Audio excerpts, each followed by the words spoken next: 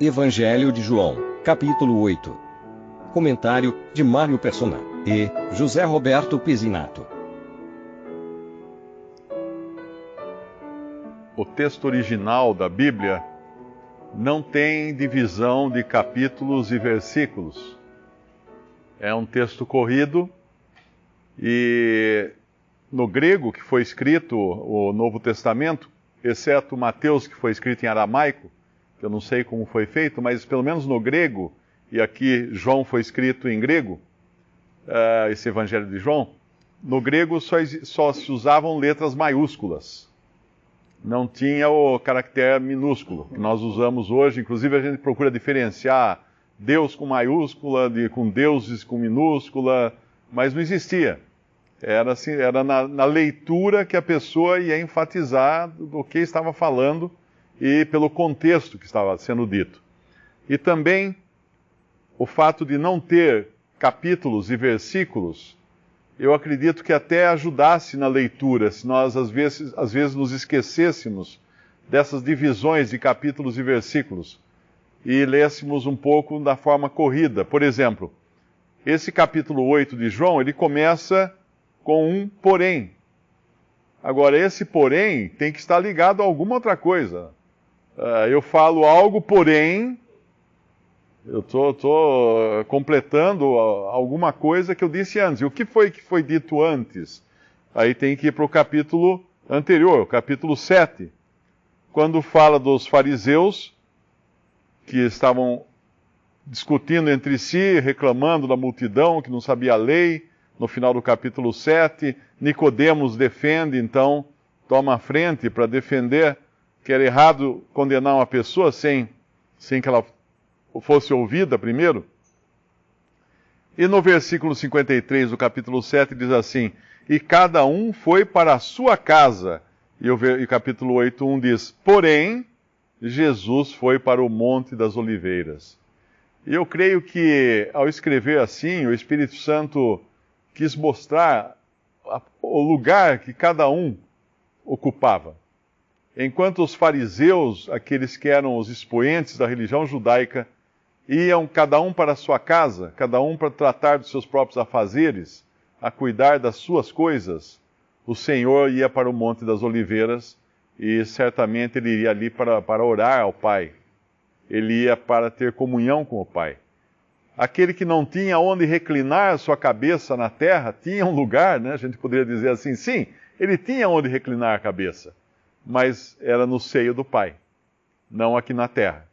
Ele não tinha a sua própria casa para onde ele pudesse ir, mas ele vai para o Monte das Oliveiras para ter comunhão com o Pai.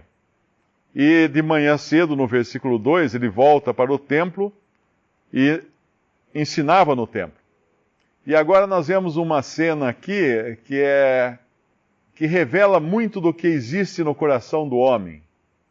Porque os fariseus, esses que tinham ido para suas próprias casas, talvez um deles não tenha ido para sua própria casa, tenha ido para a casa da amante, né? Porque aqui eles vão trazer uma mulher pega em flagrante adultério, apanhada em adultério. Eu acho que tem outra tradução que fala pega em flagrante adultério, no versículo 3.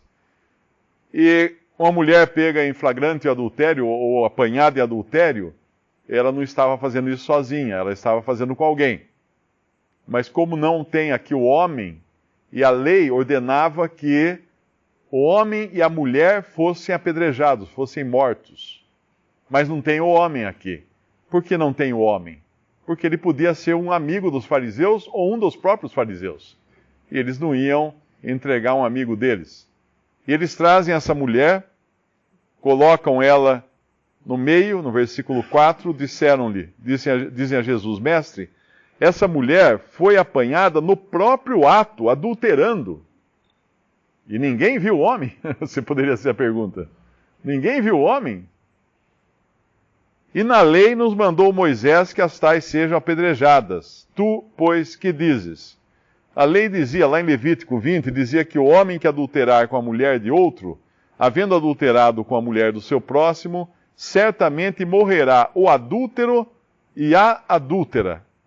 E em Deuteronômio 22 diz que quando um homem for achado deitado com mulher casada com o marido, então ambos morrerão.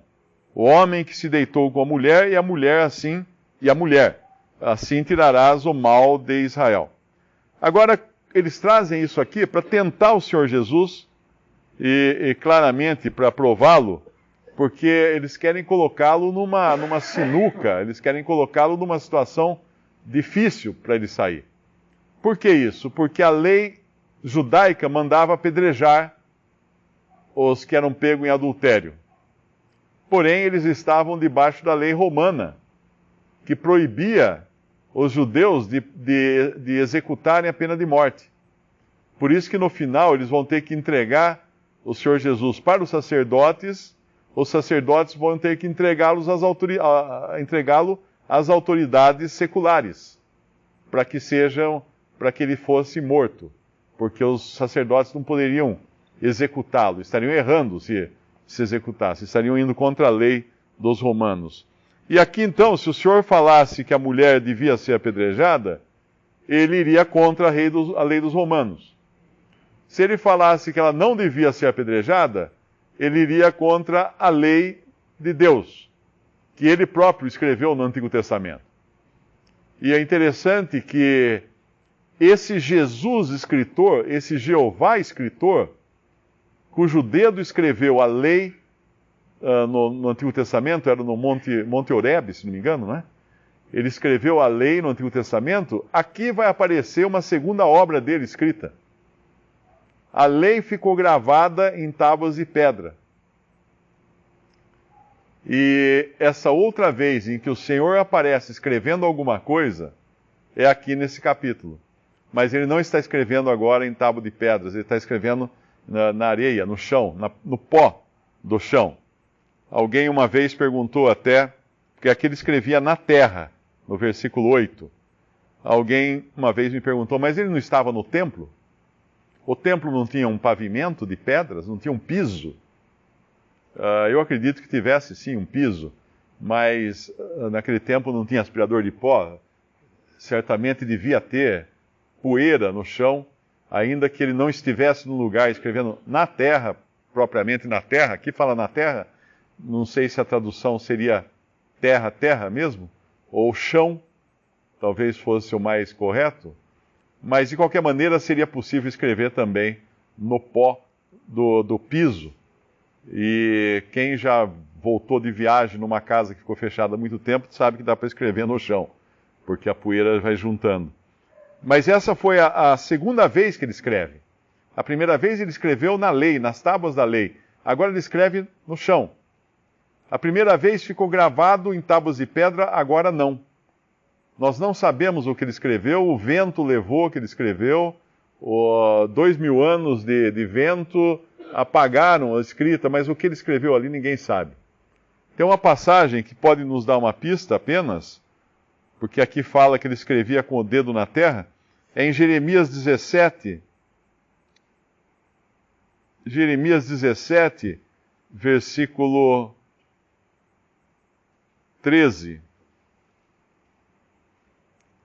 Ó Senhor, esperança de Israel, todos aqueles que te deixam serão envergonhados. Os que se apartam de mim serão escritos sobre a terra, porque abandonam o Senhor, a fonte das águas vivas. Nós não sabemos se ele estava escrevendo o nome dessas pessoas ou não, mas de qualquer maneira essas pessoas sairiam daqui a alguns minutos, esses homens sairiam envergonhados dali. Porque caía sobre eles ou se colocava sobre eles mais um pecado e mais um juízo, além daquele de rejeitarem o Filho de Deus. Eles estavam sendo injustos agora, querendo pegá-lo num truque aqui, na palavra. E no versículo 7, quando eles insistem que o Senhor responda, porque ele não disse nada, ele ficou em silêncio, apenas escrevendo na terra, ele diz a eles o seguinte: aquele que dentre vós está sem pecado, seja o primeiro que atire pedra contra ela. Pronto, agora ele devolveu o problema, né? Eles tinham trazido um problema para pegá-lo e ele devolve o problema agora. E ele volta a inclinar-se no versículo 8 e volta a escrever na terra. E no versículo 9, quando ouviram isso, saíram um, a começar pelos mais velhos até os últimos. Ficaram só Jesus e a mulher que estava no meio. E aqui é interessante porque esses homens chegaram todos juntos, mas agora eles partem todos separados. Cada um parte, por sua vez, diferente de outro. Eles não partem, vamos embora todo mundo, pessoal. Não. Cada um é atacado pela sua própria consciência, pelo seu próprio conhecimento e reconhecimento de pecados. Começa dos mais velhos até os últimos, porque os mais velhos são aqueles que saem antes, porque talvez sentiram uma carga maior de pecados pelos anos que viveram, e os mais jovens depois, mas eles não saem juntos, eles saem separados. E é assim que Deus também irá julgar cada um. Muitas vezes as pessoas pensam que se unindo, se ajuntando com outros, os seus pecados são diluídos, a sua responsabilidade é diluída. Não. Deus vai julgar cada um dará conta de si mesmo a Deus. Tem um versículo que fala isso, cada um dará conta de si mesmo a Deus. Às vezes você pode ter até um casal e um sair antes que o outro, né? Que, em termos de afastar-se. E o que eles fazem quando eles têm consciência de seus pecados é abandonar o único lugar seguro para quem tem consciência de pecado, que é a presença do juiz que poderia condenar. E eles abandonam justamente essa posição. Eles teriam ficado seguros ali diante daquele que podia apedrejá-los. Mas eles não, eles fogem, eles se afastam. E a única pessoa que permanece no lugar de juízo é a mulher. A única pessoa que permanece consciente do seu pecado, que não dá desculpas do que ela tinha feito, que não tenta se justificar, que não faz nada, mas permanece no lugar de um réu condenado, é essa mulher. E ela ouve o quê? Uma condenação? Ela toma uma pedrada? Não, de maneira alguma. Porque isso aqui é também essa é também a única posição que alguém pode ficar seguramente sem ser condenado. Que posição é essa? Na presença do Senhor. Na presença do único que pode lavrar uma sentença contra o pecador, e ele fará isso no futuro. Mas ele não veio para julgar. Lá em João 3, ele fala que não veio para julgar. Porém, ele veio como luz. A luz, ele era a luz, mas as trevas não o compreenderam. E ele vai falar da luz um pouquinho depois aqui, quando ele diz no versículo 12, falou-lhes Jesus outra vez, dizendo, eu sou a luz do mundo. Quem me segue não andará em trevas, mas terá a luz da vida. E agora ele voltou aqui a conversar com os fariseus. E é interessante pensar na luz. A gente sempre fala assim, eu quero a luz. Eu quero seguir a luz. Jesus é luz. Ele é a luz do mundo. Que maravilha. Sempre pensamos na luz como uma coisa positiva, e é positiva. E é positiva para aqueles que querem permanecer na luz. Ainda que com os seus pecados.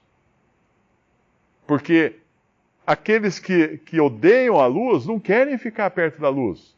É como quando você levanta uma pedra no meio do mato. Acho que todo mundo aqui já teve essa experiência. Levanta uma pedra, o que acontece? De repente sai lacraia, escorpião, aranha, tudo que é bicho peçonhento, bicho feio, que não gosta da luz, sai correndo, se esconder debaixo de outra pedra. E assim é o pecador. Quando a luz brilha, como Jesus brilhava diante deles, eles corriam para se esconder nas trevas. Porque lá em João capítulo 3,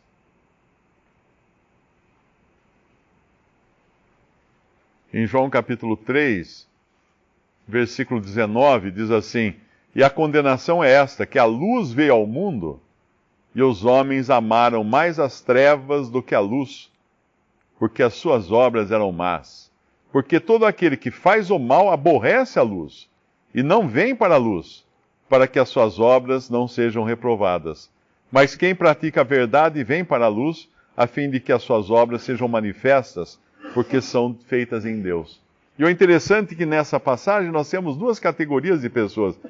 Uma que é a mulher patentemente pecadora, né, conscientemente pecadora, que deveria fugir da luz, mas permanece na luz. E os outros que fogem da luz. E o Senhor, Paulo, lá em Efésios capítulo 5, ele vai falar mais um pouco sobre isso, capítulo 5 de Efésios, versículo 11. E não comuniqueis com as obras infrutuosas das trevas, mas antes condenai-as, porque o que eles fazem em oculto, até dizê-lo é torpe. Mas todas essas coisas se manifestam sendo condenadas pela luz, porque a luz a tudo manifesta. A luz a tudo manifesta. E aqui a luz manifestou o pecado, claro, da mulher já estava manifestado, mas daqueles fariseus foram manifestados aqui.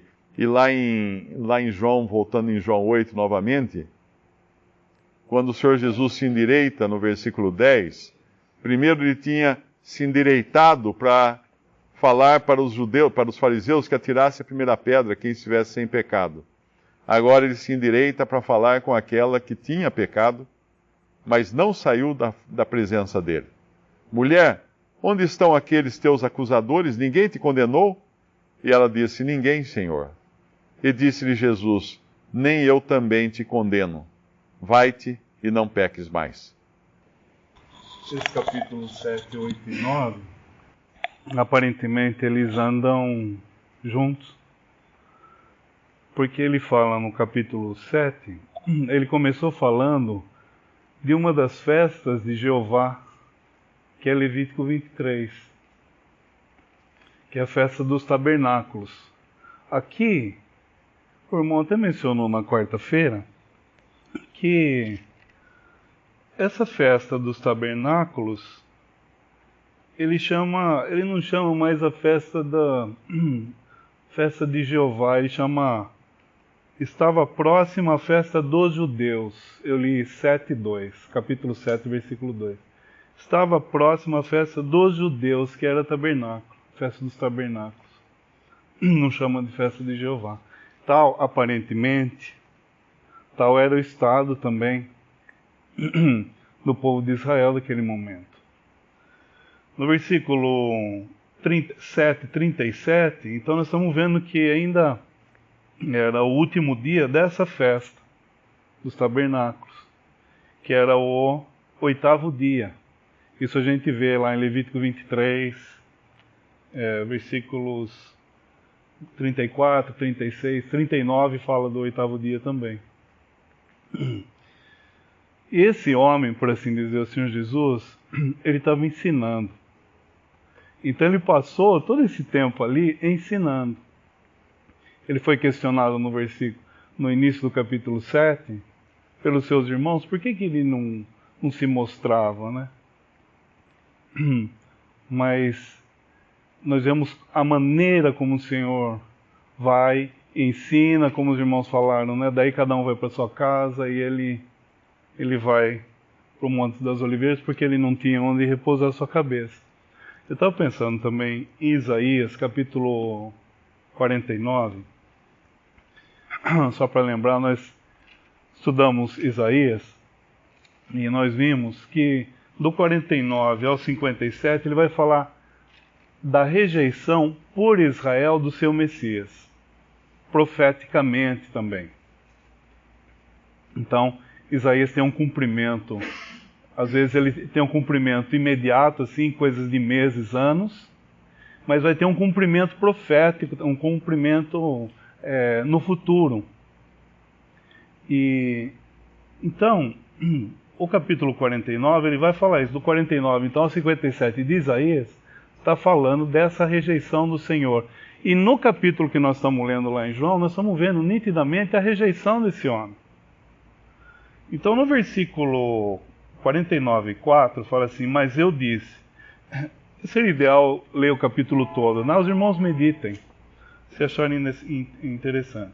49:4 fala assim: mas eu disse, debalde, em vão, tenho trabalhado, inútil e vãmente gastei as minhas forças.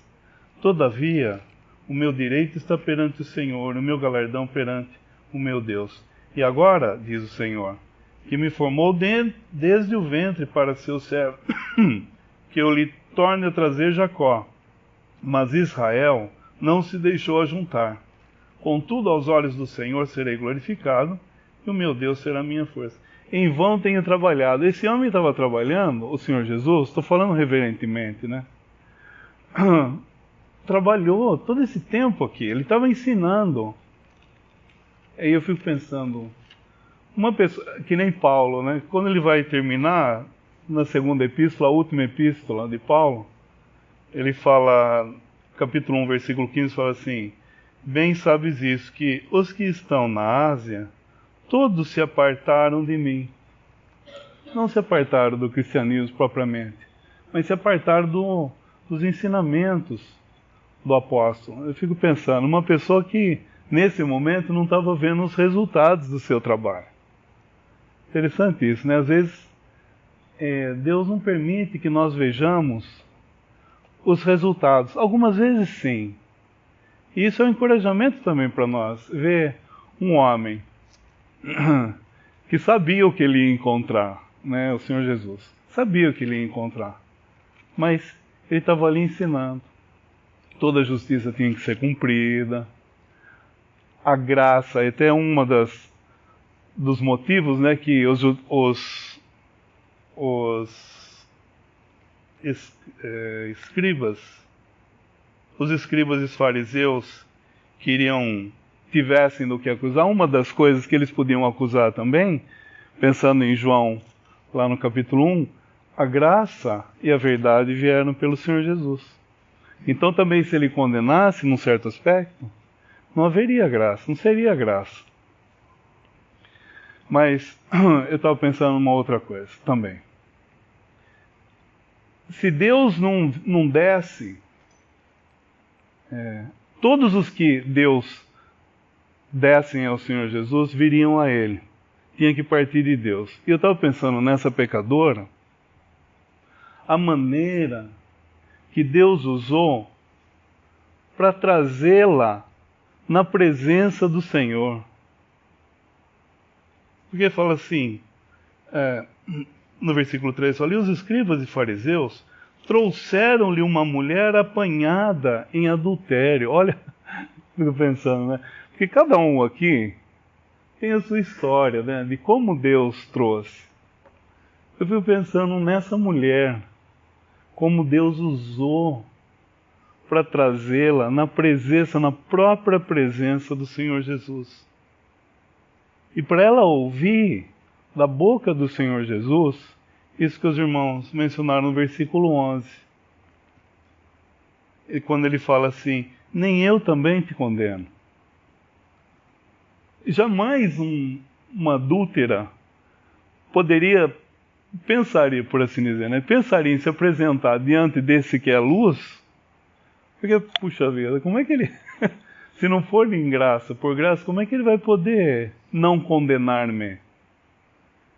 Então, eu estava pensando nisso, sabe? Esse homem não tinha onde repousar a cabeça, veio para ensinar, sabia o que ele ia encontrar. Esses que externamente pareciam ser os bambambam, por assim dizer, da lei, os escribas e os fariseus, eles tentam de todas as maneiras pegá-lo, né? Mas eles, por não crerem que Jesus era o Messias, eles não podiam imaginar que eles estavam diante de Deus, né? Então, também esse aspecto de que como Deus, os caminhos que Deus usa para nos trazer para diante dessa pessoa tão cheia de graça que é o Senhor Jesus. Apenas um pensamento aqui no versículo 6 me ocorreu agora. Isso diziam eles tentando para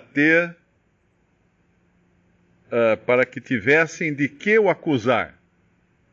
Eu estava pensando quantas vezes nós também tentamos o Senhor buscando algo de que o acusar.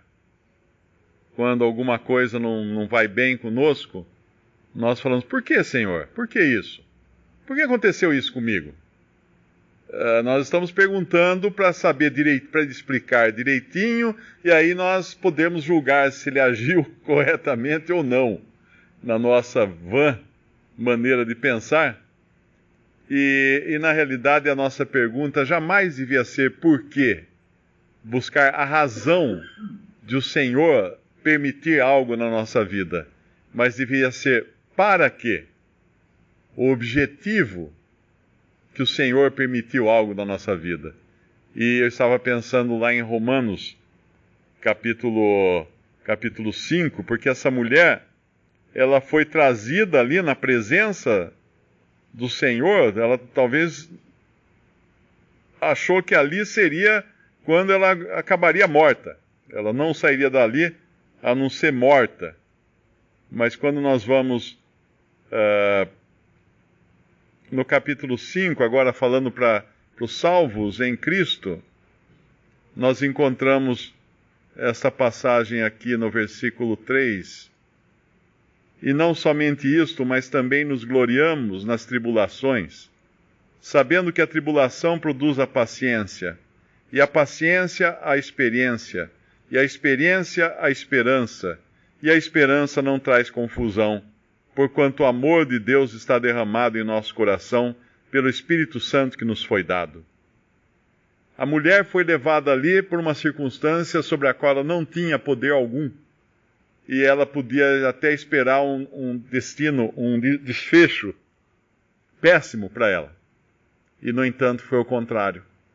Aquilo que podia levá-la à morte, levou-a à vida, levou-a à salvação. Foi totalmente inverso do que ela pensava. Talvez nós também, muitos de nós, tenhamos sido levados a Cristo por circunstâncias das mais desagradáveis possíveis. E que bênção foi, que maravilha, olharmos para trás e falar assim, que ótimo, Senhor, que eu passei por aquilo. Tem um versículo no Antigo Testamento que fala assim, foi bom eu ter sido afligido, para que conhecesse os teus estatutos. Então a aflição que vem sobre aqueles que o Pai deu a Cristo, não é a mesma aflição que vem sobre aqueles que vão fugir da presença do Senhor e amargar uma condenação eterna depois, por terem rejeitado a graça.